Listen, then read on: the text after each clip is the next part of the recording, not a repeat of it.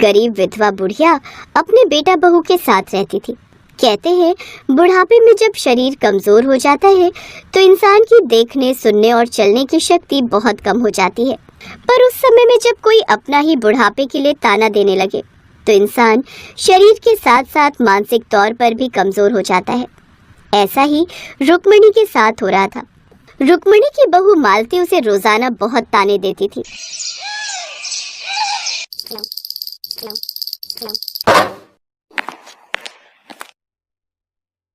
हे भगवान, सत्यानाश!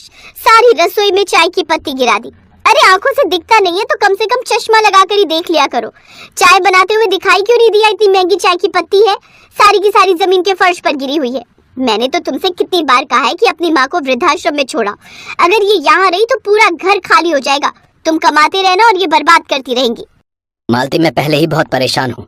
तुम्हें पता भी है मालिक यहाँ शहर की फैक्ट्री बंद करके दूसरे शहर में फैक्ट्री लगाने का सोच रहे हैं। मेरे जैसे और भी मजदूर अब बेसहारा होने वाले हैं। हमारी नौकरी बस कुछ ही दिनों में चली जाएगी। ऊपर से तुम कोई ना कोई बात सुबह शुरू कर ही देती हो। अरे तो तुम्हारी नौकरी जा रही है, इस पर तुम मेरे ऊपर क्यों चढ़ रहे हो? मेरे पर क्यों गुस्सा हो रहे हो? मैं भी तो तुम्हारी भले के लिए बोल रही हूँ कि अपनी माँ को समझाओ या तो रसोई में ना घुसा करे। माँ, तुम क्यों नहीं समझती हो? तुम रसोई में मत घुसा करो जब तुम्हें दिखाई नहीं देता। आज के बाद रसोई में जाने की कोई जरूरत नहीं है। मालती अपने आप रसोई संभाल लेगी। बेटा, मैं तो मालती की मदद करने के लिए रसोई में जाती हूँ। वो बेचारी अकेली लगी रहती है, इसी वजह से मैं तो बस, कोई जरूरत नहीं है रसोई संभालने की, मैं अकेले कर लूंगी। ज्यादा ही शौक आता है तो बाजार से सब्जी लाने का काम कर लो, पर रसोई में मत घुसना। रुक्मिणी की बहू मालती ने उसे रसोई में घुसने से मना कर दिया। इस वजह से उसका मन बहुत खराब हुआ। अचानक रुक्मिणी के बेटे की नौकरी चली गई। घर में पैसों की बहुत तंगी आ गई। अब तो घर में 2 वक्त की रोटी बनानी भी मुश्किल हो गई।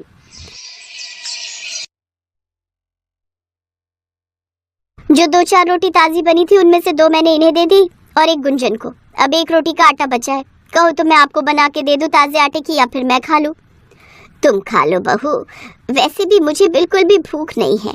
उम्र के साथ साथ भूख कम लगती है। रुक्मिणी भूखी थी पर उसने अपनी बहू और बच्चों को पहले खाना देना सही समझा।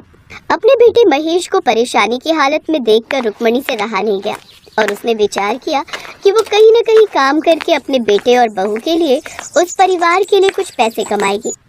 पर इस उम्र में उसे काम कौन देगा? वो इसी सोच में थी।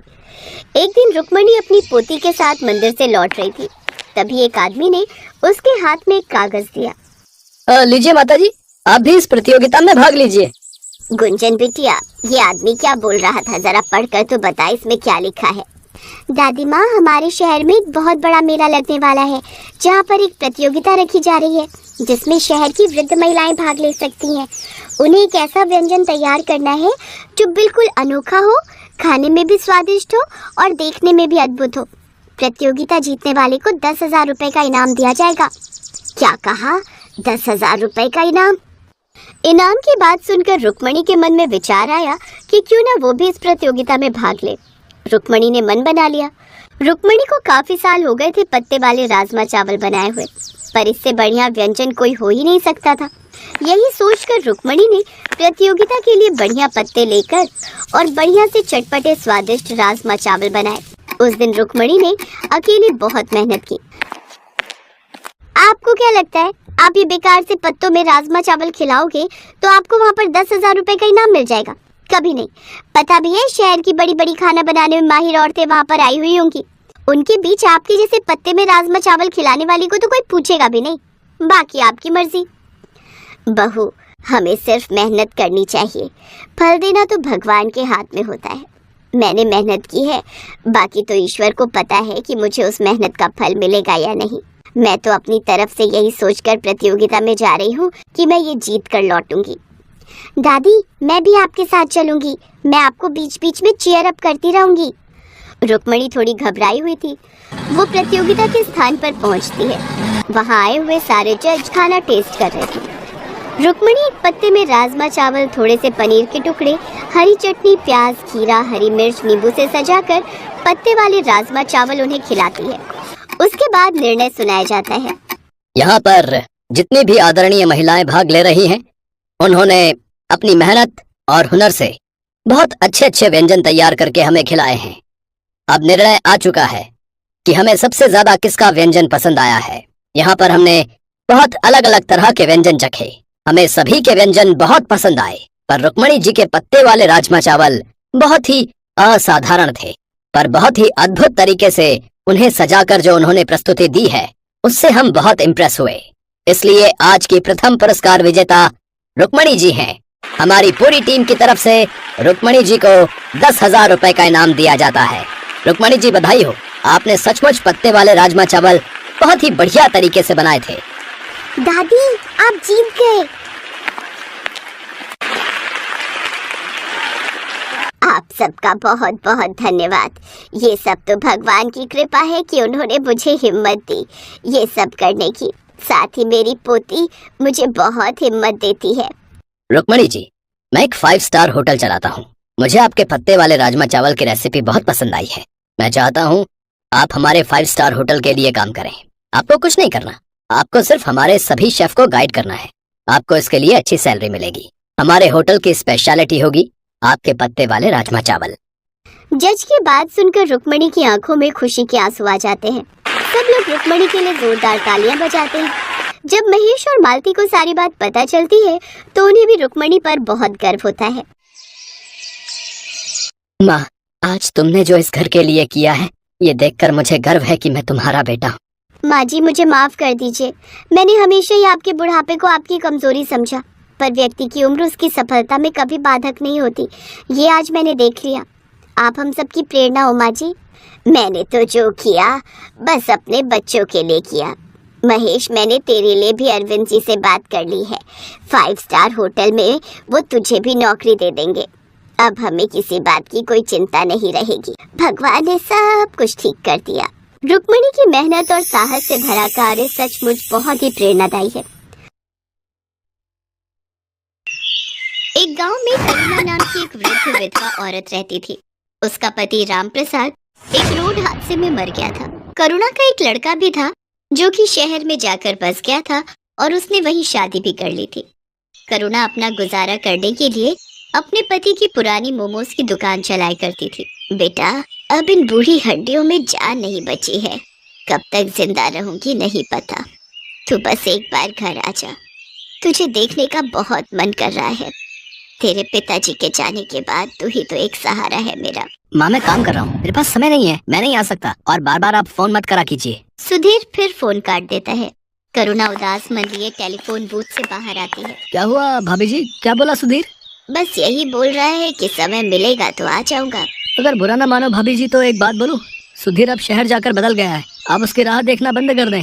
धनीराम जी, कोई माँ अपने बच्चे को कभी भूल नहीं सकती।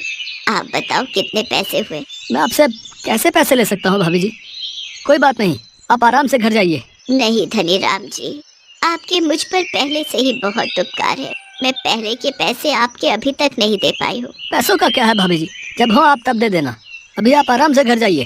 करुणा फिर वहाँ से घर आ जाती है और अपनी मोमोज की दुकान पर काम करने लगती है। आइए आइए, स्वादिष्ट और मजेदार मोमोज खाइए और अपने घर भी ले जाइए। आइए आइए। वो अपनी दुकान अकेले ही चलाती थी। बुढ़ापे की वजह से वो ज्यादा काम नहीं कर पाती थी, लेकिन फिर भी वो रोज मोमोज की दुकान खोलती और काम करती। गिने चुने लोग ही उसकी दुकान पर आते थे।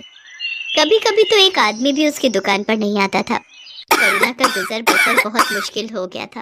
करुणा बहुत धार्मिक स्वभाव की थी। वो हर रोज गणेश जी के मंदिर में जल चढ़ाने जाती थी और प्रार्थना किया करती थी। हे भगवान, इस अभागन पर दया दृष्टि डालो। जीवन बहुत कठिन हो गया है। लोगों से उधार लेकर मैंने अपने बेटे को पढ़ाया और अब वो मुझसे मिलने भी नहीं आता। मेरे पति के गुजर जाने के बाद उनकी दुकान चलाना मुश्किल हो गया है। कोई काम करने वाला नहीं है और अब इस बूढ़ी से इतना काम भी नहीं हो पाता। हे प्रभु, दया करो।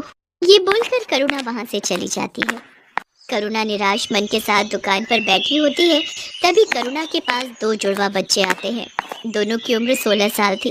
वो आकर करुणा से कहते हैं, मैया, हम दोनों भाइयों के पास कोई घर नहीं है, क्या आप हमको अपने साथ रखेंगी? हम इसके बदले आपका सारा काम करेंगे। बेटा, मैं खुद परेशान हूँ। मैं तुम्हें अपने साथ कैसे रख सकती हूँ? मैया, हम आपका सारा काम करेंगे, बस आप हमें अपने साथ रख लीजिए। ठीक है। करुणा को उन दोनों जुड़वा बच्चों पर दया आ जाती है और वो दोनों को अपने साथ रख लेती है। भगवान ने इस बार करुणा की पुकार सुन ली।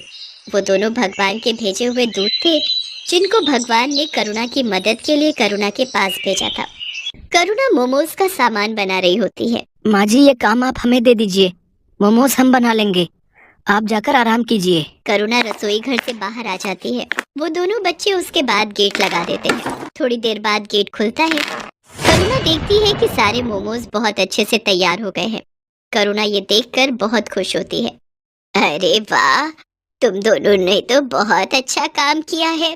फिर करुणा उन दोनों बच्चों के साथ अपनी मोमोज की दुकान खोलती है और मोमोज बेचने लगती है।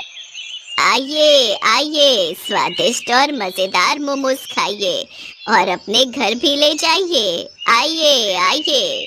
आज करुणा के मोमोज में से ऐसी खुशबू आ रही थी जैसी कभी नहीं आई। पूरे बाजार के लोग मोमोज की खुशबू से आकर्षित होकर करुणा की दुकान पर आने लगे और देखते ही देखते करुणा की दुकान पर भीड़ लग जाती है। अरे एक प्लेट मोमोज देना, मुझे भी दे दो एक प्लेट। अरे वाह वाह वाह, इतने स्वादिष्ट मोमोज तो मैंने आज तक कभी नहीं खाए।